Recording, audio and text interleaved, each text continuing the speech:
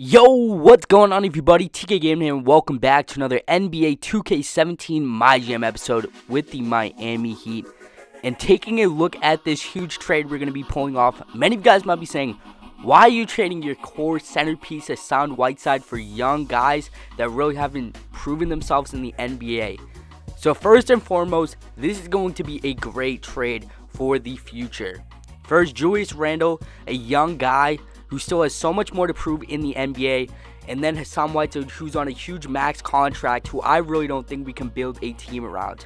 So we bring in Julius Randle, a young, promising power forward that can bang down low, shoot the mid-range, and can even extend his game to three-point. We're looking like a guy like Draymond Green in a couple years. So we also get Jordan Clarkson, a great six-man, who we can trade in many pieces. And then we get Zubac, who's one of the best young centers in the NBA, in my opinion. I think this guy can be a great starting center in the next couple of years. And these are just guys that we can build this team around. Looking forward into the future, these guys we want to build our team around. Justice Winslow, another young guy.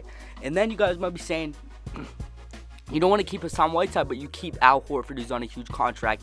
You need someone to build around. You need some free agents that want to come here because of someone. And I think Al Horford, Goran Dragic, and Justice Winslow make that appealing to free agents. So we're going to keep Al Horford. And plus, I think this guy is huge for us.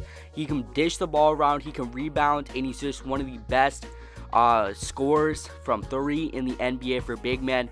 And I think he's our heart and soul of this team. Even though he's on that huge max contract, you need a couple good players that free agents want to come here because of players. And I think Al Horford's a big contributor.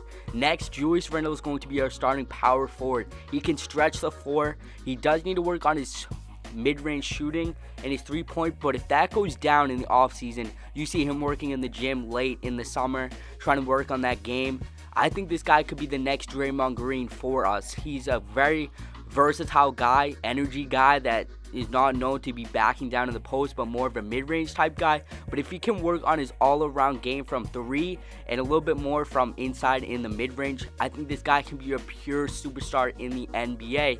And I think he's definitely going to be our core guy in a couple of years. If you're looking at our top three young guys, you got Justice Winslow, who's a great defender. You got Al Horford, who's going to be very good. You got Dion Waiters. All of these guys are great players, but also they're on very limited contracts. The only highest paid contract is Al Horford. He's on a max deal, but we can ship him out in the offseason if we need to bring in another free agent, maybe like a Gordon Hayward, maybe a Blake Griffin, someone that type caliber that can take us over the hump.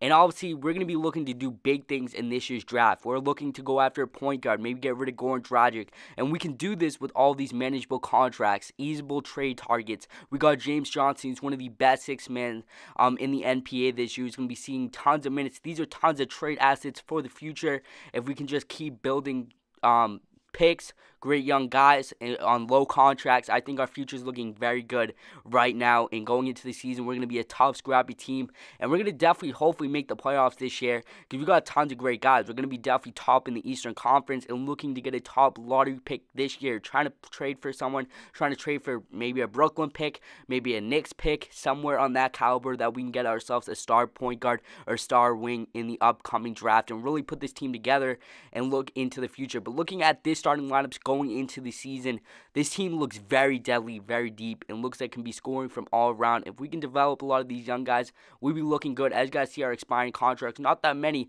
but going in, we got so many options to do with this team. So if you guys are excited for this NBA season, looking at our roster here, right here. So if you guys are excited, make sure to hit that like button, comment, and subscribe, and I'll catch you guys next time. Peace.